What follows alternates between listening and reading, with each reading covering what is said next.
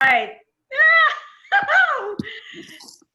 Hi, this is Anais. This is Meeting the Beloved, episode 4.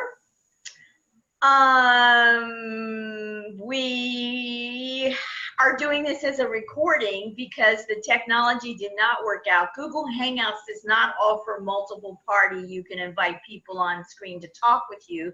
It's all about the solo thing.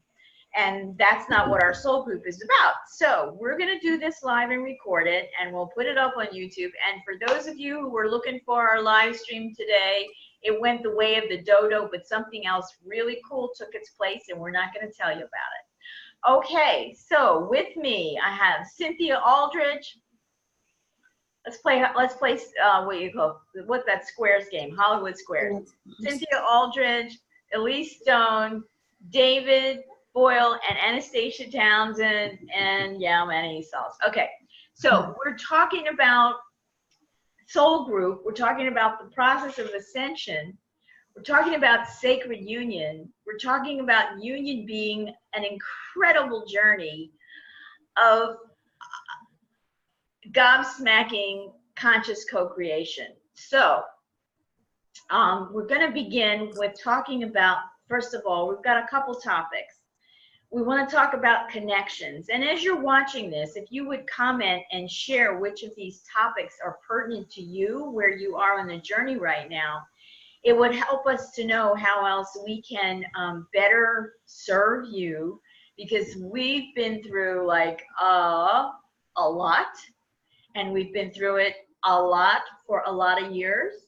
And we just sharing, just finding each other so that we had a safe place in which we could share the features of this spiritual journey that you just can't share everywhere. There is no 5D Starbucks.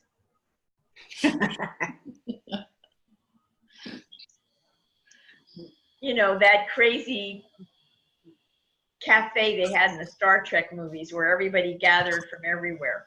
We don't have this yet. We have these little pockets of beautiful stuff that are going on all over the world in many different places, and we're just one of them. But we are really focusing on sacred union because it is coming, people. We're almost at the end of 2019. We're going into 2020.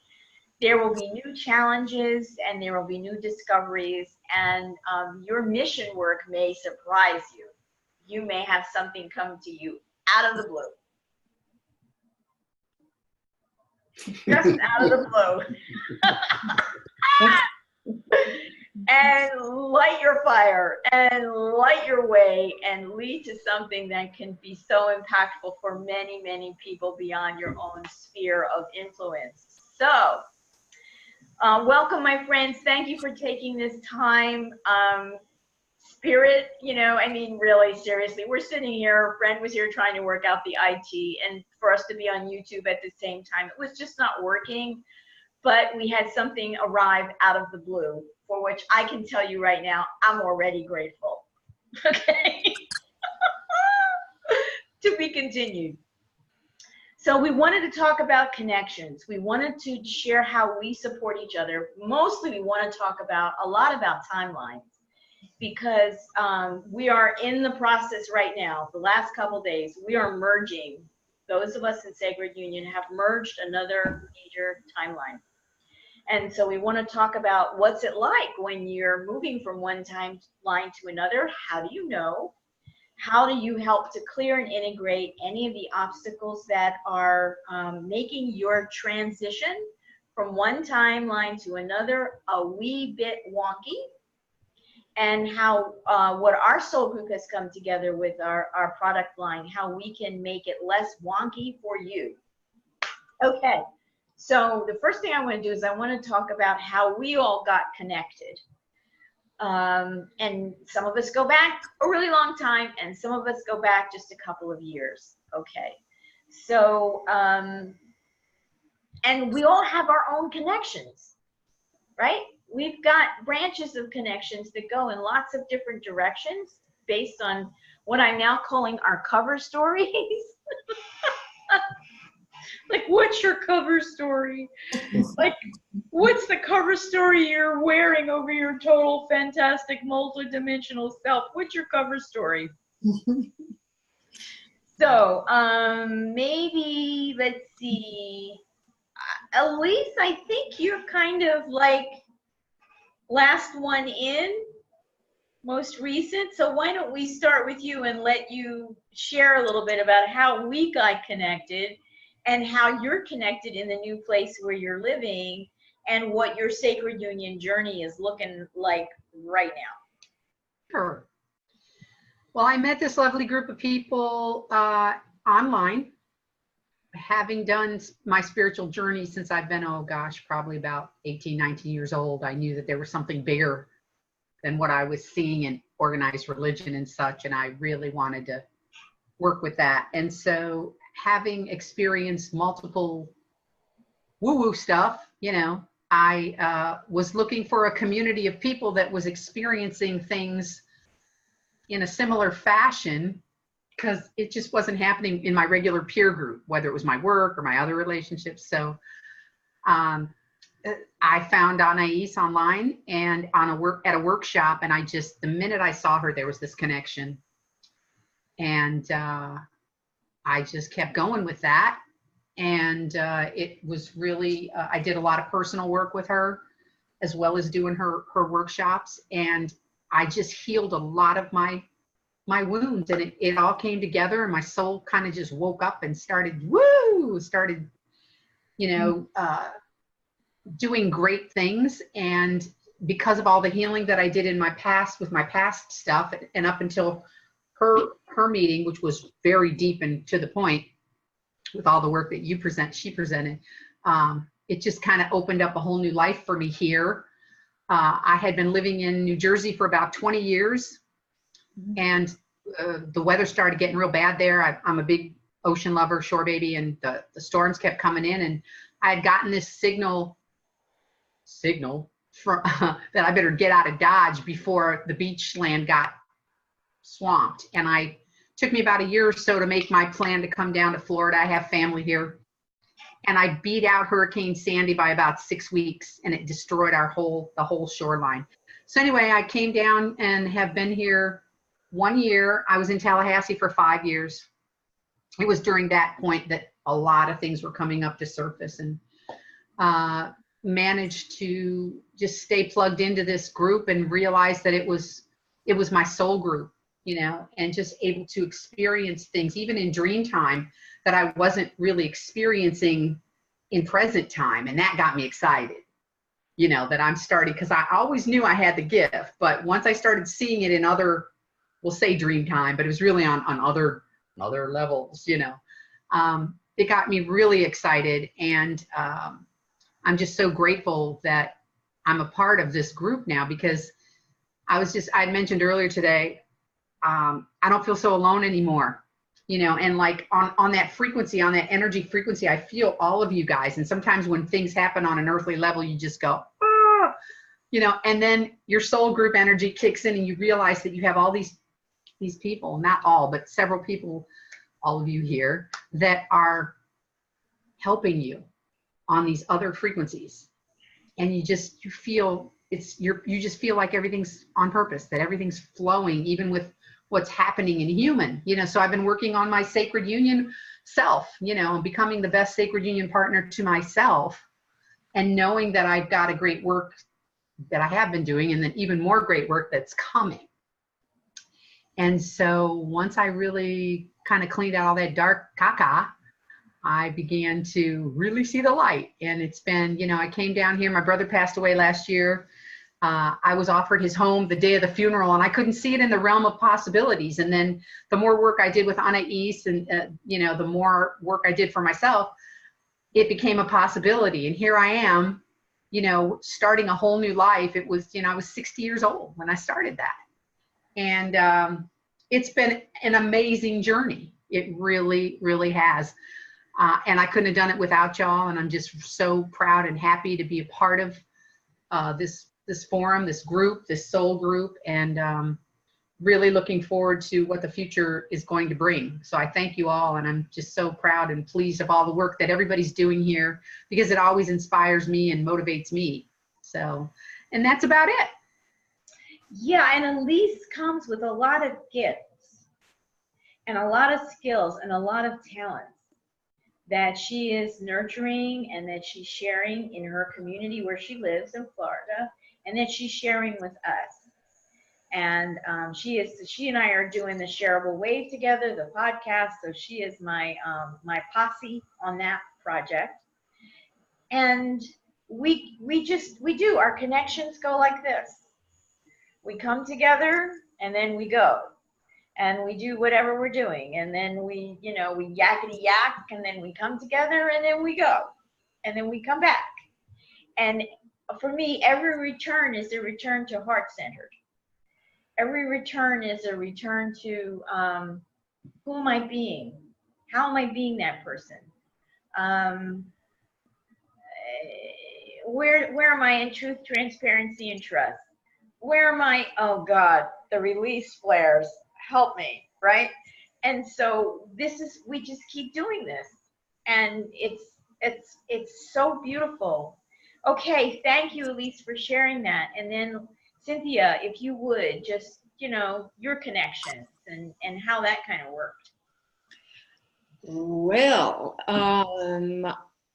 I met Anais online also. In fact, at least it was probably in the same masterclass, co-creation masterclass in November of 2017. And I felt an immediate connection also. And not only, and there were several people. There was this person, Anastasia, I kept, you know, getting drawn to. And can I stop you for a second? yes. Is anyone else seeing this green sphere next to Cynthia's head? Yeah. Oh, it's part of her mobile. Okay. Yeah. Okay. We're watching it move in closer. That's like, you know, that's a tad distracting. That was at first. Maybe I'll put this down a little bit. Thank you. I'm just like, You mean The green orb. checking. it? I should have left that alone and let people wonder what the heck that was. I wasn't even seeing it at this point. It was tripping me out. I did it first, then I figured out what it was. Sorry. So anyway, so then I started, and then Anais and I had a couple of times when we talked, and I became part of this plan to go to Scotland. I wanted to go to Scotland. And I'd been wanting to go to Scotland for fully, you know, for a year. I'd really put it out there. And so we're talking about Scotland, and Anais is talking about doing a retreat. And, you know, so I helped with that, helped make that happen. And so in Scotland, we had this incredible retreat and did all kinds of, did grid work and what turned out to be soul group work. And that's another section to talk about. But, and then when all the people from the retreat and everything except Anais, Anastasia, and I had gone home, we had made a plan, maybe we'd go to Ireland, maybe we'd, just see. And it was just like we all wanted to go back to Scotland and to Findhorn. And so we did. And on the way, we were able to get a place to stay and in Findhorn, the park, if anybody knows about that, but where people live. And so we did that for 3 weeks. And during that time, there was an amazing unfolding of so much laughter, so much soul recognition, and the beginning of realizing who we were to each other from other lifetimes. And so that was an amazing coming together, and then it's just continued and continued and continued. And the other people are now involved, and it's so beautiful. I always, and I had forgotten about it, but when I was little, in my early growing up stage, and then occasionally through my early adult life, I had this desire to live in a community of people that I loved and that loved me, and that, and though we're not living together, in a community, we are connected. We are all connected. And as Elise was so beautifully saying, feel each other, and we can feel the support and the love of our group, and it's a really, really beautiful thing. Yes, it's freaking gobsmacking, and it's been gobsmacking. I mean, like, there were interludes when it just went on all day, every day, day after day after day, and we're looking, the three of us were at each other going like, what? Like, amazing. I mean, really, there has to be some telling of that, and I'm figuring out what the telling of that is going to look like. But it was such a beautiful coming together, and we really did, while we were in Scotland, we remembered, not only did we go to visit one of our child homes together when the three of us were, Anastasia was brother, I was sister, and Cynthia was sister. We went to visit one of our childhood homes in southern England. But while we were in Scotland, we recognized that we had a timeline together that evolved around Scottish culture. And that was just, please, really, really, really beautiful, really stunning, and so sweet, and such an amazing way to come into that experience. Again, Cynthia has amazing talents and gifts that she brings and contributes to this group, and that she has in her own right, that she's living in her own right, as an artist, as a healer, as a facilitator, I mean, it just, the beauty of this is that we have so many talented people who are coming together, and we're coming together like children playing, like, I got marbles, I got jacks, I got a jumping rope, I got a basketball, and we're just coming together in this crazy, gigantic playground that's been set up for us by Source and Gaia, and we're learning how to play well together. So that's so much how I feel about it. I mean, I have a little inner 3-year-old who's just like, forget about it. She's so happy. Okay, thank you, Cynthia. That's amazing. Now, David graciously, so generously just like said, okay, honey, I love you. Bye. Have a good time in Scotland. I'm going to stay home and take care of the home front. Bye-bye. I love you. 3 weeks, right? 6. 6 weeks. What am I talking about? 6 weeks. We had this amazing time together. 3 weeks was just the end of it. Yeah. He generously this is part of what he gave to this group. Beautiful. Just amazing. And thank you again, David, for doing that. Yeah. So generous. And then Anastasia, all right, Anastasia, you get to just say what you want to say. I just needed to throw that in there. Thank you. He appreciates that. It was hard. Oh, I know, David, we know how hard it was. Worth We it. do. Yeah, I brought home some good stuff, that we've still been unpacking, this last 2 years. But yeah. Well, for us, it's been the last 25 years of amazing. And I am pretty sure, and I've said this before, but I have to say it again, that I just don't even think I'd be here if it wasn't for you. Like literally, physically in the body still, because I hit some rough patches that almost physically took me out, and it was really the skills and just everything that you've shared since the first time I met you that has carried me through this lifetime and made all the difference. So I could navigate even death with what I learned from you. So I know David's grateful for that too. So are my kids, and so am I, very much, beyond what words could say. And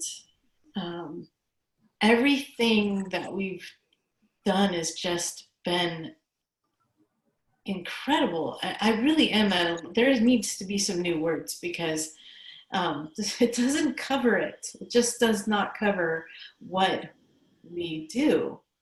And just in the last, really it's been 3 years, because you and I would be on the phone and we'd be working some of this stuff out, and I was just, all I know is I would listen to you and I would just be, yes, I'm on board. Okay, yep, I'm in. You call me up and I'm in. So, and that's what we did. And so it was like the first master co-creation class. Well, it's just me and you. And we're just, we're working it through details. And the next one is like, okay, people come, and then we get to meet Cynthia, and it goes from there. And so just and all along the way, just incredibly amazing people, wonderful, taking out all this out into the world. But and it just keeps getting more incredible. Sometimes I'm like, oh, I wish those people would stick around a little bit and more would show up, because they, what we have to give now is just, what we have to share now is, it's come so far. And every time we're in a new thing, I'm like, whoa. And here we are with another, whoa. We're making up new words at this point. Let's just say that. Yeah, this is a PG rated version, but some of the words are like, they include a little bit of Mary Poppins with some expletives. With just a little edgy. Yes. Right? Yeah. Yeah. So yeah, Anastasia and I go back a long way, just in this lifetime. Right. We're it's 30 years ago since my awakening experience, and then it was 4 years after that we met. So we've been doing this work together for 25 years. Yeah. In all kinds of different ways, really, and through many things in her life, things in my life, super interesting and super creative. And the thing is so loving, that, and I think Elise will attest to this, that when, ooh, there's a moment where I'm seeing something and I'm going, excuse me, what's that? What's that? Whoa, excuse me, like, stop, okay, let's look at it. And they like, okay, because they really, everybody, we all feel really loved. Yeah. So when we come to one of those, like, oh, I can't believe I did that, or I can't believe I ate that, or I can't, oh God, right? Like, oh no, really? Ooh, right? Because it all has to be cleared out now. We're going home. Completely. So all of our little bells, farts, and whistles, man, we got to take accountability for all of it. Every little bit. And I lovingly call Annie's the laser beam, because she's the laser beam. Nothing gets by. Elise calls it, oh God, I'm gonna take a breath. She's gonna rip me a new one. Here we go. Yeah, we've all been there. Nothing that I don't do to myself. So, it's right.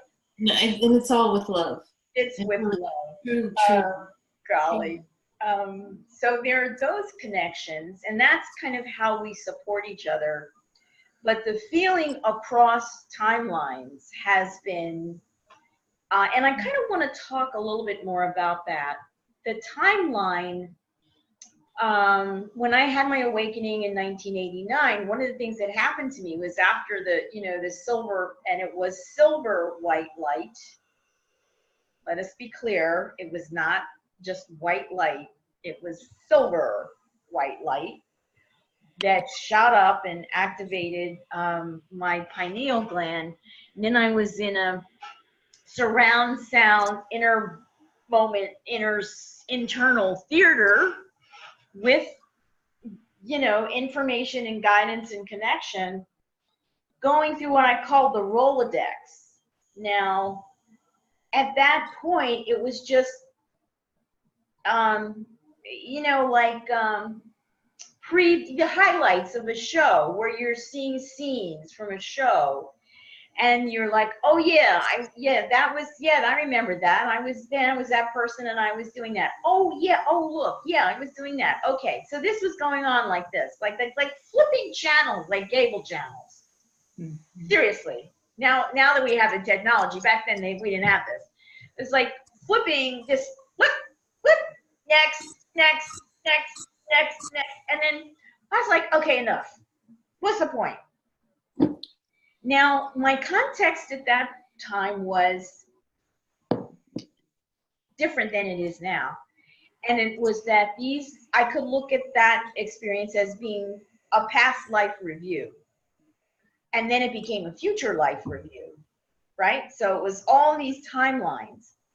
And what I understand today is that each one of those timelines is like a painting. It's a creation from my meta being that is both the art, the act of creating, all the phases of creating, the completion of the creating, and all of that information that goes into the next creation. And we tend to think of that as happening in linear time. It does not happen in linear time. These are timelines, but they're all expressions of one inner dot. One inner dot that's generating all of this experience and information and exchange and understanding and whatever we're doing in those particular timelines, where we're figuring out a great deal of who we are. Like, who are we when we're stinking drunk and we spend our whole lives drunk? Who are we when we're stoned or hooked on whatever, and we learn whatever there is to looking at life through that particular lens of I'm stoned all the time? Who are we when we're a nun in service? Who are we when we're, just taking people across the river as a ferryman? All of this stuff is about who are we? Who are we? And it's about who are we in relationship? Who are we in relationship to source? Who are we in relationship to all of our entirety, masculine and feminine? And who are we in relationship with the rest of what we experience as an external creation, which is all of us just agreeing that we're going to go into the multi-cineplex and be in the movie. We're going to be in the movie together.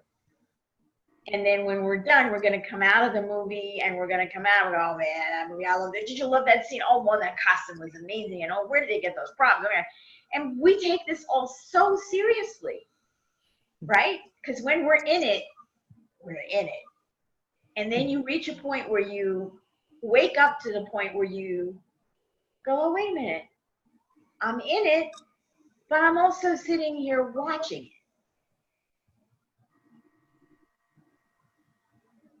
I'm in it. I'm also sitting here watching it. I paid for the ticket. I can leave the theater anytime. I don't have to stay here, right? Then there's the part where you wake up and you're in it, you're watching it, you're really engrossed in the story, you're loving all the details, and then you realize, oh, I was part of the production crew. Well, and it's every kind of experience, but it's not just past life. So I would like to share that with all of you, because if you're thinking about things in terms of past lives or future lives or the life that you're in right now, you're missing the boat. Just saying. Okay, so the timeline thing. I would like to talk about timelines, Anastasia and Cynthia, some of the timeline stuff that was going on for us in 2017. Right? Because our frequency was taking us to a different perceptual field of consciousness. And we were letting go of all obstacles that would have prevented us from moving into a larger container of consciousness where our perceptions were allowed to shift. And the shift in perception didn't just change how we viewed things, it changed the molecules and the atoms around us. So I think we got to share a little bit about that, because I don't know. I mean, really, before we were on this ascension journey, there were moments of like that. We might have had each of us in our little individual lives, but they were not like they began to show up in 2017 for this particular human collective consciousness that is about to experience ascension. Okay, so Anastasia, Cynthia, I open it up to you to share some of the timeline stuff. 3D, 5D, 3D, 5D. Where did my keys go? I don't know where. There's lots of stories we can tell about that, but I guess if we're gonna kind of focus on the one that was between us, I guess I got the memo that we were going to talk about this, because something came in for me yesterday that I thought was kind of interesting. And, who knows, maybe it's completely, wrong, but I doubt it. Go ahead. So this was interesting. It started with Cynthia when I was with Cynthia last weekend? Yeah, last weekend. And, we were together and a strong energy came through, and I had a new perception of us. And it was really cool, because it was like a little clearing, and then just like more information and about the timeline where we were together as siblings, which was a pretty significant one. And you know, that was one of the questions I had. Why was this one so significant? But, there was a lot of reasons why. And so. Please share. Please share. Please, Well, I would love to hear this. in terms of some of the answers I got for why it was so significant is because it was a lifetime that had influence for, you know, some major things that have taken place in the world, and Like the creation of empire. yeah, a creation of empire, an anchoring of that kind of thing, you know, on the planet, and it you know, and it going a bit dark, and not so much that we were in that lifetime or anything, but it's just all the things that, you know, there's so much Earth history that it kind of gets complicated. But it was very significant, which led us to what our task together at first was to, you know, to come and hopefully clean some of that up, right?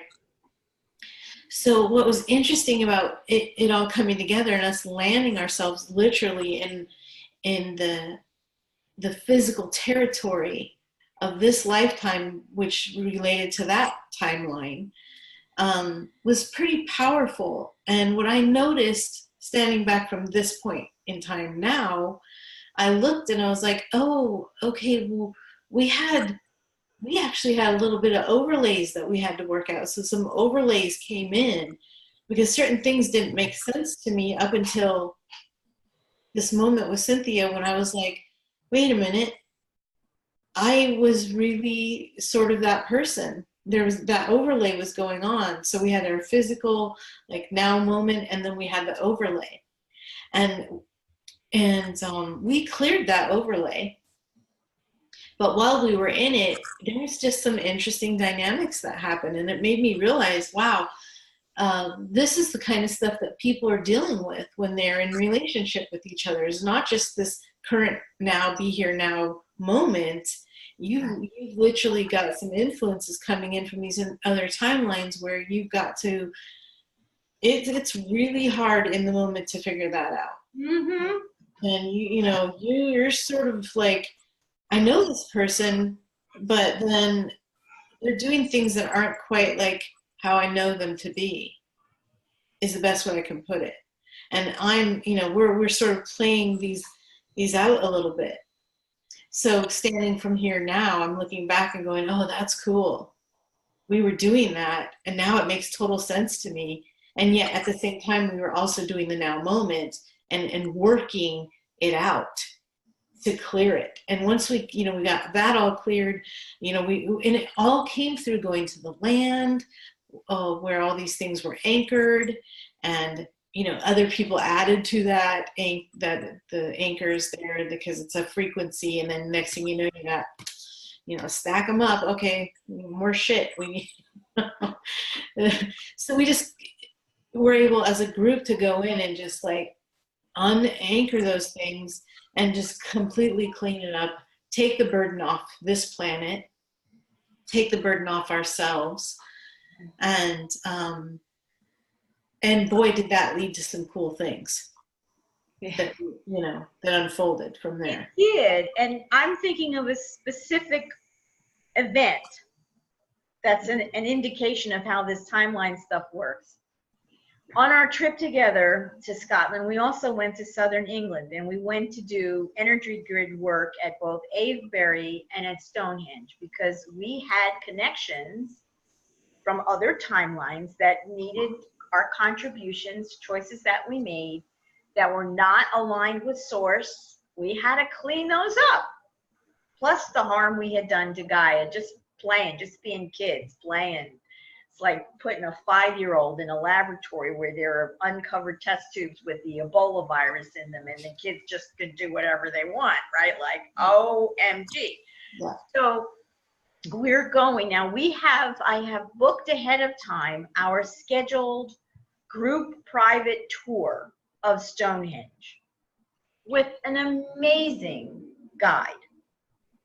a woman named Maria Wheatley. If you ever happen to be making this trip, you want to do this with Maria Wheatley. She's fabulous.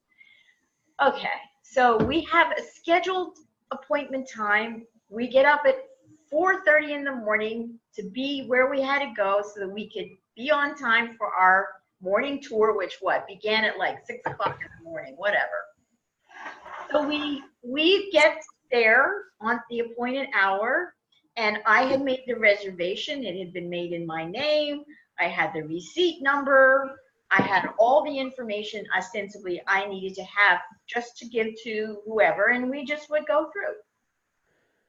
The interference, the overlay that we encountered to keep us from doing that work was just as intent on our not completing that as we were intent on completing it. Mm-hmm.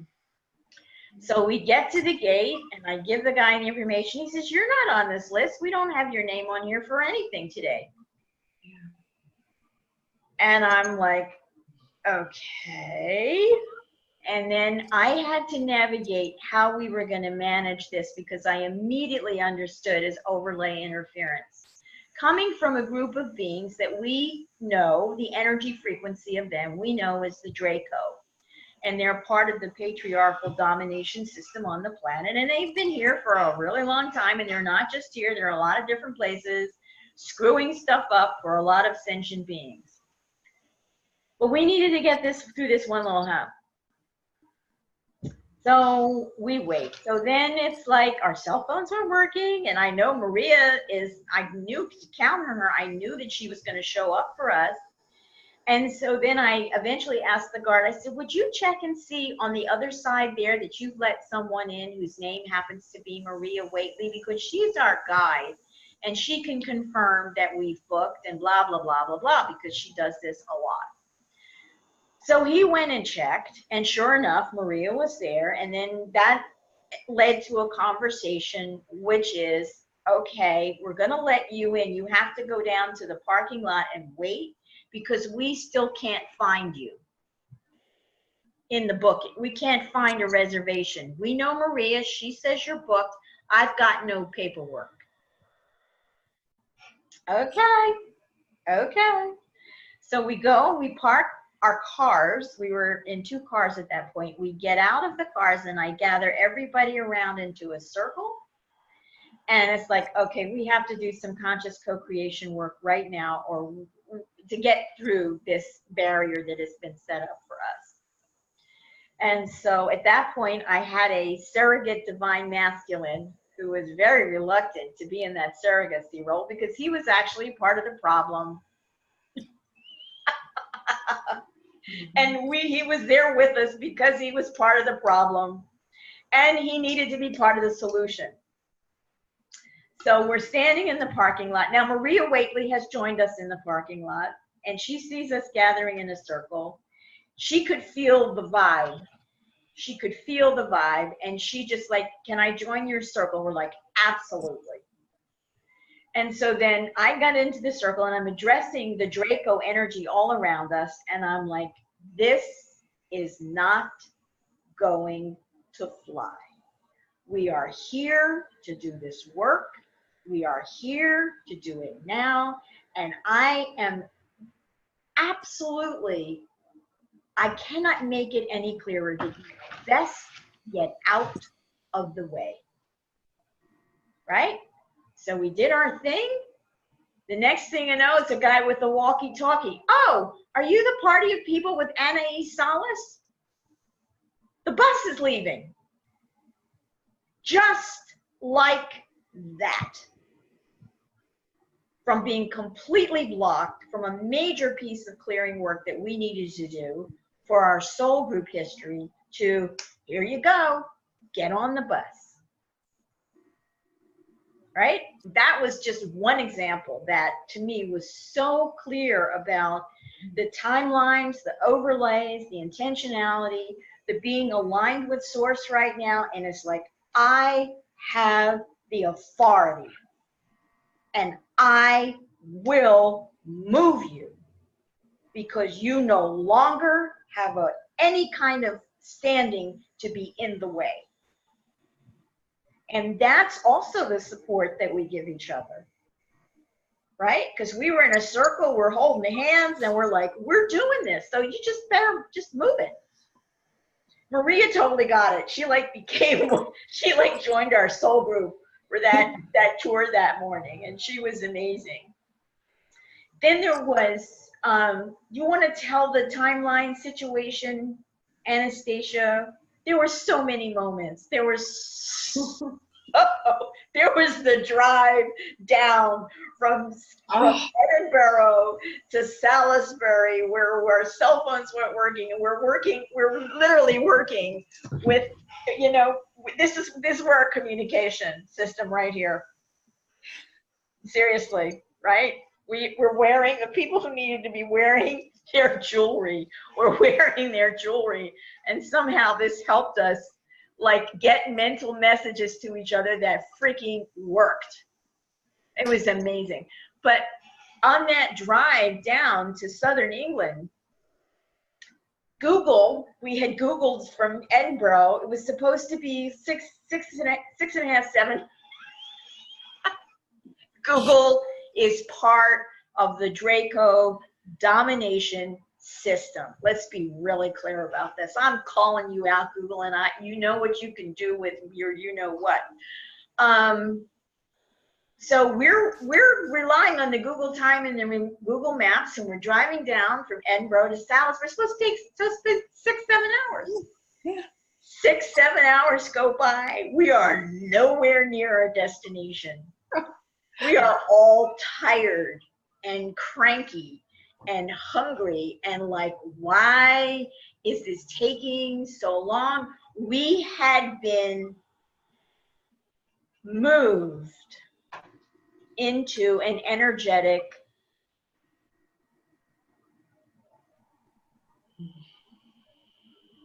what should we call it?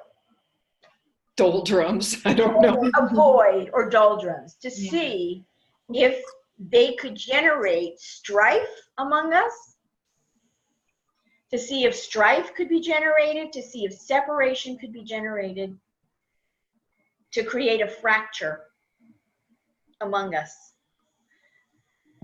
Everybody hung on like a trooper, and we arrived at our destination at like 2:30, 3 o'clock in the morning, and we're renting a farmhouse in the middle of, just outside of Salisbury, and like the owners are like, we're coming, we just did it, right? I mean, it was such an incredible thing. Anastasia is driving left-hand side of the road, right? Cynthia's driving shotgun in her car. I'm in my car with another, and this was just so intense, but it was like, you got to go, you got to get there, you got to stay right on the beam of intention, and you can allow nothing to deter you. There was that one. And so you want to tell me what about what? I think it took 11 and a half hours. What should have been 11 hours. I thought it was 13. It was more like 13 hours. It took us crazy amounts of time. Yeah. Because we got put into a, and honestly, people, this happens. Honest to God, it's like the Twilight Zone. I don't know. It really, stuff really happens. Okay, so Anastasia, you want to talk about the one when we were coming back from our trip and you and I are trying to... Oh, the airport? Yeah, because the molecules and atoms just rearranged themselves. It was really amazing. So we land in, what was it, Heathrow? Coming from Inverness. Yeah. And we were on a smaller plane, so my luggage carry-on had to go underneath the plane. So we're walking off the tarmac, and we come in. It's pretty straightforward. There's not much going on in the place. There's a bathroom right there, the empty floor, and just the stairs in. And then I realized, oh wait, I need to get that bag. If that goes off on that plane, I'll never see it again. So I told you that I needed to go back out and get my bag, and you're like, okay, no problem, I'm going to the bathroom. It's all right there. I walk out, get my bag, come back in. I stand there for, you know, a minute. Okay, you must still be in the bathroom. No big deal. So I come in, because just so you can know that I'm back. And there is no, you're not there. You are not there. It's a small bathroom with a few stalls. It's echoey. I call out like 3 times pretty loud. It echoes back to me. I look under the stalls. There are no feet. I'm like, what the heck just happened? Where could she be? And I know you'd never leave me. Now, let me make clear to everybody watching this, the agreement was that I would not leave that spot. I would go into the bathroom and come back out to that exact spot. Right. So there was no, we were going to miss each other, right? Because if she had come into the bathroom and I had been on my way out, okay. If she had come into the bathroom and she had called and seen my feet, okay. And if I had finished in the bathroom and come out, I was at the exact spot where she left me. So there was no. And there wasn't like crowds of people. So we're not talking about losing each other in a crowd. We're talking about an empty space. Everybody made their way to, because this is a satellite piece of the airport where you have to make your way to the more major part of the airport in order to go anywhere else. So that's what everybody does. So here we are, empty. I'm standing there alone. I'm looking around and I'm waiting. No Anais. So I figure, okay, the only thing I can do with this is make my way to the exact spot where I know eventually we have to meet up again because we need to get on the same plane to get back to the States. It's the only logical thing I can do at that point. She was smarter than I was. I was like, I was waiting for everybody has to come into this terminal through that portal. I'm going to stand at the portal. Right? But the thing is I also did that. We did the same thing and we stood in the same places. And there was no way you weren't going to come out of that portal because everyone had to. You were shoved through these tubes, you know? So then there's only one way. So I waited and waited and waited and waited. And there's just no way we were in the same. We were not on the same timeline. Right. Anymore. More interference, more, you know, oh, let's take her bag off the thing and create separation and interference and screw them up. Right, because my bag had not been taken off the plane and it was not sitting with all the other bags. It was stuck on the plane. And I had to make them climb back in the plane and get it for me. And they didn't want to. So, you know, it didn't take long, but I got what I needed. Anyway, eventually, you know, I was like, oh my gosh, she's going to be hungry. She's going to be thirsty. She's going to be upset. I just grabbed some food for you and me. And I just I stayed in the same locations where I knew you absolutely had to come. And I also kept track of the monitors to make sure that they weren't going to change gates on us as well, because of course they could throw that in there. They had done already on our way there. Yeah, so that kind of thing, you know, it's just airports, you know, you just got to do these things. This was just extremely weird. And so eventually, almost to the very end, when we finally were, you know, came back together on the same timeline. And, you know. Yeah, and all the frustration and all the confusion. And she had shown up with love and a sandwich. Very, very good move. And I had shown up with love and forgiveness. Oh, yeah, absolutely. I didn't know what happened. Now, why are we telling you this? Because in your sacred union journey with your divine counterpart, this is what you are going through on a scale that you can't imagine.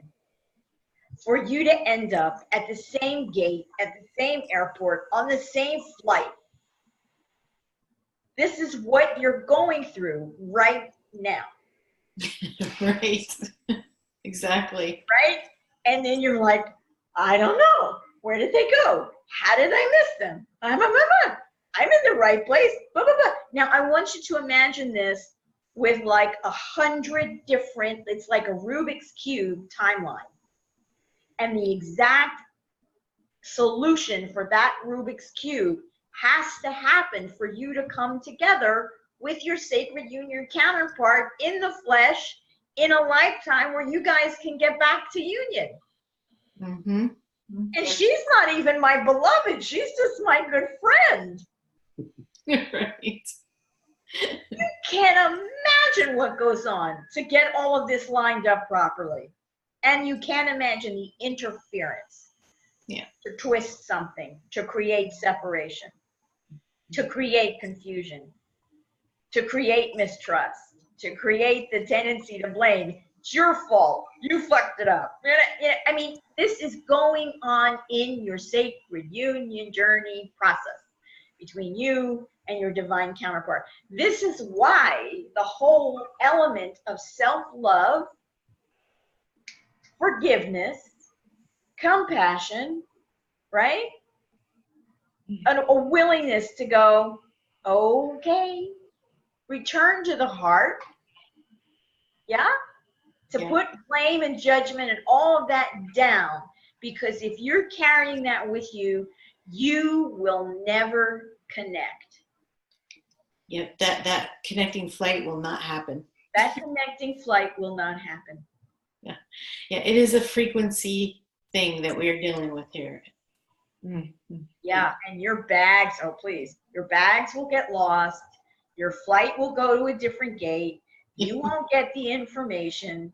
And I'm telling you that this is what is going on right now for so many of you at an energetic frequency level in your union. And we're doing these conversations because we want to help you get there. Yeah, we really have had direct experience with this, and that somehow, I would say, much to you, we found our way. We're finding our way. So, and it is true. It has a great deal to do with love. Very much, that is the key, heart's key. And it's the self-love piece is important, because if you don't have the self-love, you don't have the trust that somebody else loves you. Mm-hmm. You just don't have it. You really don't. You can go your whole life without that. Without that real self-love piece and how that's nurtured in you, in your life by your primary family, your soul family, whatever. If you're missing that piece, you're not going to have the trust. To trust that somebody else actually really loves you. Many people love you. And the question for me that comes to mind right now is, well, why does this matter? Like, why do these particular relationships matter? You know, because these particular relationships generate matter. They generate frequency, molecules, biological resources, atomic and quantum information that becomes something that we call recognizable in the real, quote, tangible world. There is nothing woo-woo or airy-fairy about this. no, it's actually just physics. Yes. And It is. electrical engineering. Yeah. Yeah, pretty funny. So yeah, that's why it matters. It's exponentially more powerful. Yeah. And I think any one of us, all we have to do is stand and look around, and we understand why this is necessary. Yes. Yes. And what happened in our soul group was we were validated and reaffirmed and validated and reaffirmed. Yes. Yes. Yes. this matters. Yes. Keep going. Yes. Keep searching. Yes. Keep doing your inner work. Yes. Keep really holding your alignment with source in your heart. Yes. Hold your alignment intention with Gaia. Yes. Yes. Micro moments. And then suddenly there would be a quantum leap. Yeah. Unmistakable. Unmistakable. Unmistakable. Yeah, Anastasia. And I kind of forgot what I was going to say there, but it has to do with something about how many times we had to align with each other again and again and again. We had to make a practice of this aligning, just consciously aligning with source and our planet and our hearts and with each other and our hearts. And it's something that we still do together. It's something that we do together. It's really important. It's essential. It's essential. And if we don't do it, boy, we feel it. Mm-hmm. We do. We're like, oops, let that one get away a little too far. We see in this, all the time our results of things where, we can look back and go, we didn't exactly do the co-creation process around that, did we? Look at our results. We've been slacking. Whoops. And it's like, okay, when are we gonna learn to slow down? And it, what, trust is huge when you're talking about self-love and trust. It's just, that's another essential piece. Yeah. Because there's times when we slip off because we're not trusting. Yeah, but you slip off from trusting to not trusting because you've come out of alignment and you haven't recognized it. Yep, exactly. And then we have a little cleanup to do. Like, we could have saved ourselves a lot of time, energy, and money with that if we had just done this instead. So, okay, good information. It is good information, and there's room. But I will say to you now, timelines are merging and merging and merging, and there is less and less and less and less wiggle room. Right. So here comes the big piece of a gift that came into our soul group, which is really, really helping with this, which is the essences. True. Mm-hmm.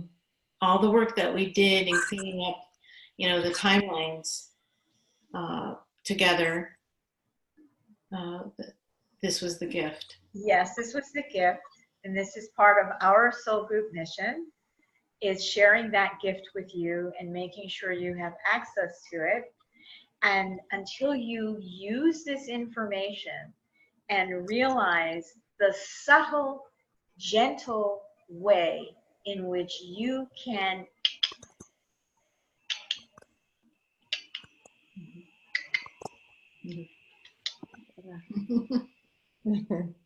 it's your Rubik's Cube. And we're at the point where we have to do all of that lining of those. If you don't have a Rubik's Cube, go look up on YouTube, go get one, and just like put it someplace close to you where you're like, oh yeah, that's what my sacred union looks like. Now, I don't like the cube thing, but it's okay. It'll help us get through this. So you appreciate the alignments that have to happen. And if you've ever worked with a Rubik's Cube, you got to have a lot of patience. You got to have a lot of perseverance. You have to have moments where your awareness suddenly clicks and you just, and everything falls into place and it's ta-da. That's what we're doing right now. We are accountable for that. Nobody's going to hand you a finished sacred union as a Rubik's Cube that somebody has already figured out for you and is just going to hand it to you. If you're waiting for that, oh, well, you have a long wait. Because that's not happening. So, yeah, this has been, and I mean, I have been on all kinds of spiritual adventures and healings and miracles and I will tell you what, this is the most demanding ever because of the multiple timelines. Because if you miss lining things up on one timeline, you're SOL. You're SOL. And it's on you to figure it out, not with your mind, but with your heart. With your alignment of intention with Source and this planet Gaia in this particular evolution that she's in, because we're going with her evolution. So the changes that we went through with the timelines and recognizing each other and knowing which lifetimes we had been with who doing what, were that conscious information hasn't been necessary for all of us to have, but enough of us have enough of the puzzle pieces, right? Imagine trying to do the Rubik's Cube if all sides of the cube were black. That is the reality that most people are living in. Their whole life is aligned with a Rubik's Cube that is black on every surface. How would you ever? So what our soul group and everybody's contribution is, I am going to paint the yellow squares, and Anastasia's painting the orange squares, and David's painting the green ones, and Elisa's painting. Now this is more, we've got more sides than a cube. But you know, we're all making our contribution so we can see what we're working with. Yeah.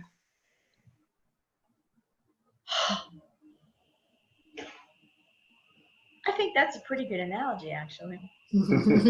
Yeah. Yeah, I'm kind of thinking the cube with the black, and the black is the overlay, and we're just kind of like wiping away the overlay. Right. And then we get to see what the color is. And Sure. oh, okay, now I know what I'm working with here. Right. Anybody that can only see the black thinks that it's done. Right. Oh, it's already where it's supposed to be. Right. What? That'll fool you. Yeah. Tricky. Oh my God, David. Jesus. Like, drop me into a black hole and cover up the lid. Jesus. Woo! Yes. Oh my God. Yeah, and people think that's their life. Mm-hmm. Yeah, it's true. And there's nothing after it, and there's nothing before it. That's it, right there. Or there's just what the narratives we've been given, and that's good enough. Right. I'm not going to question outside of that because, well, that's the devil. Right. Outside the box. Right. Yeah.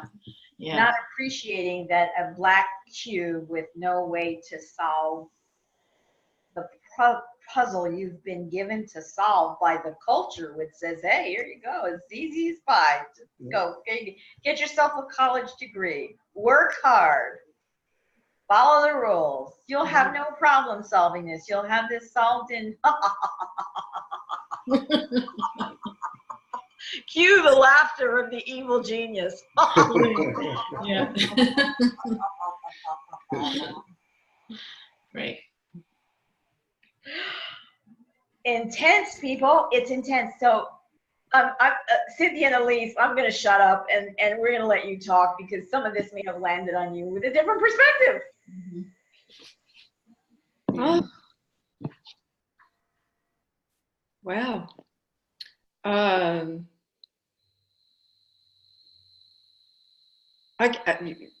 You know, as far as what's been said, I mean, it didn't land on me in a different perspective.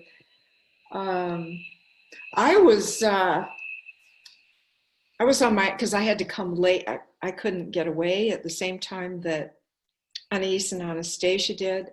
I came a little later and worked out that my flight came back a day earlier. And so I missed the airport stuff. I had my own things that happened along the way, but it wasn't, it was involving the airlines and the, you know, it was that kind of thing.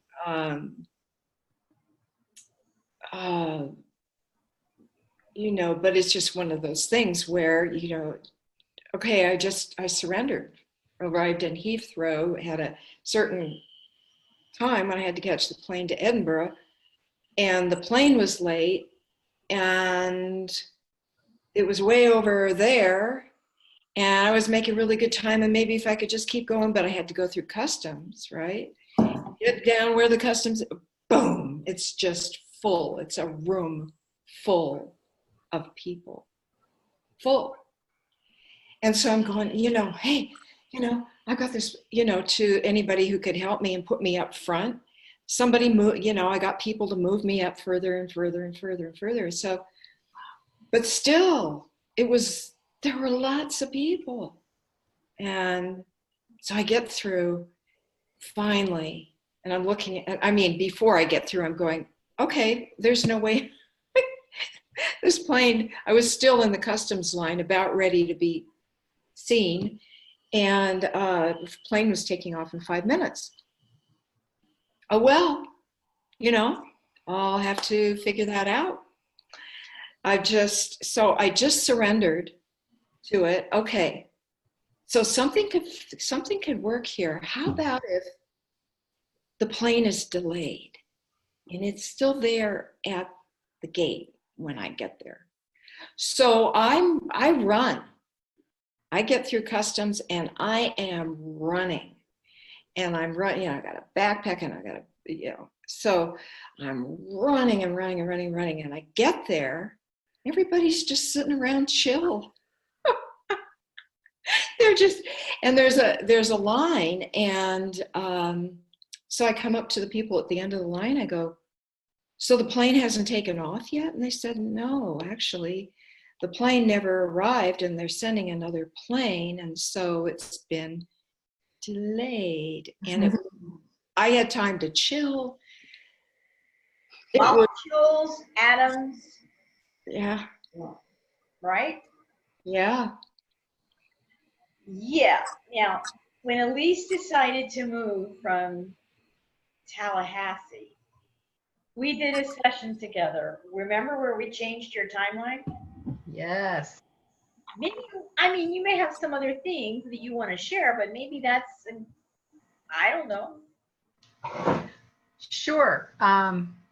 Yeah, as far as timelines go, I've been able to see them for a really long time, but never really embraced it due to my Catholic upbringing and all of that. And so part of being involved in your realm, it has given me that amazing soul gift to feel confident in it, getting my connection with Source and Mother Earth tight, right? And be able to understand that I was in a different timeline, you know, and be able to navigate through it. And it was very intense when I first moved down here, because as far as things collapsing on a timeline, everything in this house was just collapsing, you know, and it was a little frightening, but you kind of reeled me in and gave me the guidance as to what to do. And it really allowed me to see more. And I've, you know, since that has happened, I've been able to embrace that and see a lot of things on timelines. My cousin just texted me, hi, what's going on? Thanks for all the good woo-woo juju you're sending. And I'm like, well, we're online right now and we're live. We've been online for a while. So thanks for connecting in. So that's a timeline thing. She connected in, you know, and, you know, to be able to connect into understanding that where I was living in Tallahassee, even though family was there, I needed to move out of that time period, that timeline, and come into a new one so that I could embrace this work and my soul group. And that this dwelling that I'm in right now was the perfect place, because we helped, all of us, helped my brother transition out of it so that I could come into it. And what an amazing gift. You know, and and thank you everybody for sharing, because as I'm hearing you guys talk about this event, I'm seeing things on a timeline of what, not only what you guys were experiencing in that time period, but being able to see things right now in real time on another timeline. That's what's been happening with me in this moment, is you guys are all talking about what's going on with you. So it's a multi-dimensional kind of interesting thing that I've been like, ooh, that's cool. Ooh, that's cool. It is cool. And Elise, thank you for sharing that, because we begin to feel it and experience it slightly differently depending on where we are in the process. Cynthia's contribution is really gorgeous, because one of the things that she said was, I asked what could happen. And she had an idea, like maybe the plane could be delayed, right? And that is the way a conscious co-creator functions. What could happen if, right? I don't have to make it happen. I just have to be open to the possibility. What could happen if? What would it look like if, right? Woo! Uh-oh. It's like you were saying earlier, it's that trust piece, you know. Yeah, we're getting a transmission right here, right now. I'm going to go into the video recording. And then this energy comes in and you're like, okay, well, I'm right here, but I'm seeing something over there. Yeah. Then it becomes, am I seeing something from the past, or am I seeing something in the future? And I remember the exact moment that I knew that I was eventually going to head down on this timeline was at my brother's funeral. When my younger brother said to me, do you want the house? And I was like, oh, I couldn't see it, but I saw it. I was so shocked that in that moment in time, how interesting a timeline was, that my brother would say this to me on the death of my brother's funeral. And that I was so overwhelmed that my cousin picked up on it. And as we were, and I said, no, I can't right now. I got a whole life up there. Wait. The no, I can't. Right. You gotta unpack the no, I can't for everyone who's watching this. Yeah. No, I can't, Nanette. I do not love myself enough to accept it. Right. I couldn't see it in the realm of possibility, but my cousin saw it, and she planted the seed. And that joining of heart-centered love that we were at in that moment, I had like a light bulb moment. I was like, wait a minute. Well, why not? And that's what she said. She said, you've always wanted to be here. You've been talking about coming to this area ever since you came to Tallahassee. And you told me when you landed in Tallahassee, you weren't going to be here very long. So why don't you just think about it? You know, and then of course I met with you and I was talking to you about it and this and that. And then we worked on some timeline stuff. We worked on clearing out some things, like y'all were talking about, you know, stuff happens, you know, and what are we going to do with it? Do we stay stuck, or are we going to move through it? Are we going to know that in our hearts, when we love ourselves deeply and connecting, the answer is going to come? It's just a matter of getting on that wave. And it's also being able to recognize not only our interference and our own internal interference, the resistance flare that we're generating, but when someone else in our quantum entanglement is generating a resistance flare at us, who may be part of a timeline that needs to be reworked, and they're not wanting to do that. Right, because they might not be aware. Yeah. And I think that was what was happening on this timeline to bring me down to Port Charlotte. And as y'all were talking about your story, I began to see things on another timeline of the relationship that I had with my brother, my younger brother, on another timeline. So as you guys were talking about that, I was like, oh, well, that explains it. Now I'm getting an explanation a year later of, wow, okay, right. I'm seeing things. And explanation is secondary to direct experience. Yeah.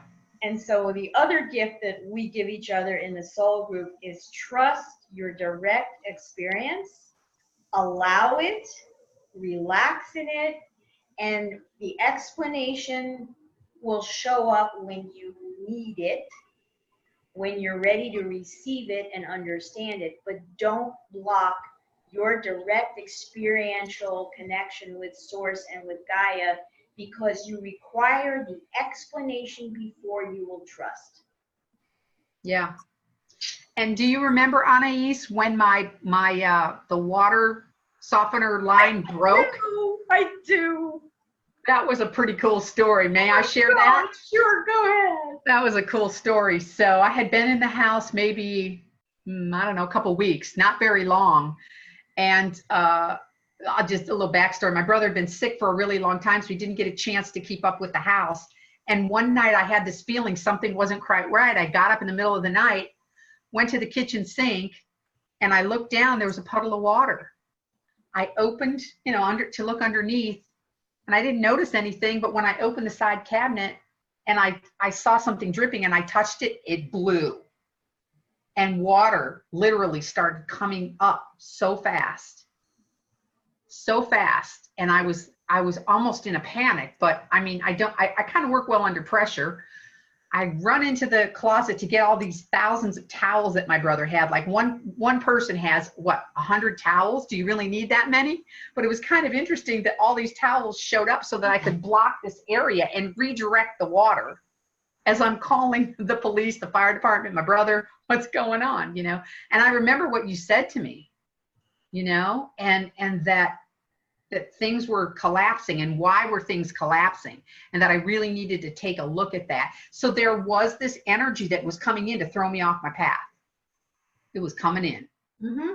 And how I chose to deal with it in that timeline was okay, I need to straighten up and not panic and get through this. And I knew on some level, as that water was coming in, I was going to get through it.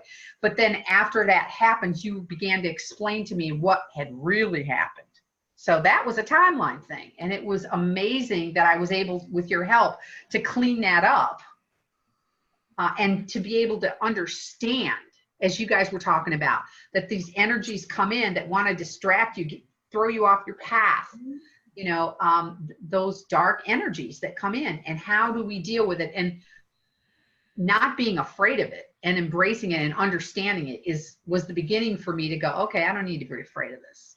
Yeah, and doing a lot of inner work. We gotta close because Anastasia and David need to take their kids on a camping trip or some adventure by the water.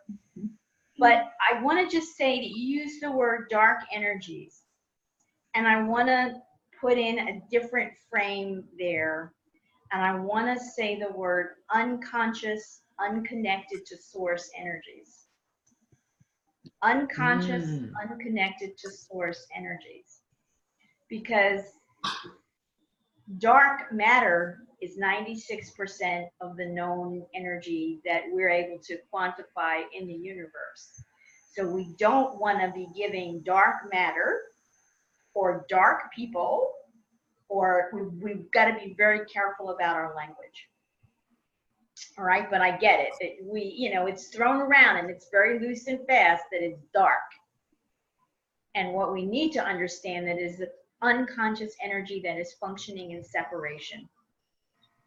That's what's doing the do. Okay, so we could go, honestly, we have so much more we could share, but this is about what can get in the way of your union. And initially it just looks like fear. And what we've done as a soul group is like, fear? Well, let's get out our magnifying glasses and take a closer look. What is it really? Right? Fear is too broad of a brushstroke. It's not specific enough. It's not going to get you where you go to think that you're going to suddenly will yourself to not be afraid. Not going to work. All right. So I'm going to declare us done because these good people need to run. Thank you, everybody, for what I think will be hopefully a really beautiful sharing for the general Sacred Union community. And we're here, we're available. Anastasia and Cynthia are doing a workshop in Oregon. It begins on the 9th, 10th, and 11th. begins on the 9th. It's 3 3 days days in Ashland, Oregon. in Ashland, Oregon. If you happen to be anywhere in the vicinity, I'm going to post this. I will put the link so that you can get connected with these two ladies and maybe go into a depth of work that you haven't even imagined yet, because we find that as we're putting our offers out into the world, we're opening people up into spaces they haven't previously encountered. And we're talking about people who have done decades of work and healing and clearing. So I love you to bits. I love you to wholeness. Yeah. There we go. Yeah. Wow. We're so lucky. Mm-hmm. Oh, we know. Incredibly fortunate. Yeah. Okay, so off you go to your separate timelines. Haha. Have fun. You guys have fun at the water. Have a great Yeah. Love you all. Love you so much. Bye. Talk to you. Bye. See y'all later. We're gonna connect. We have to figure that out, but you know, later when you've got the free space to do it.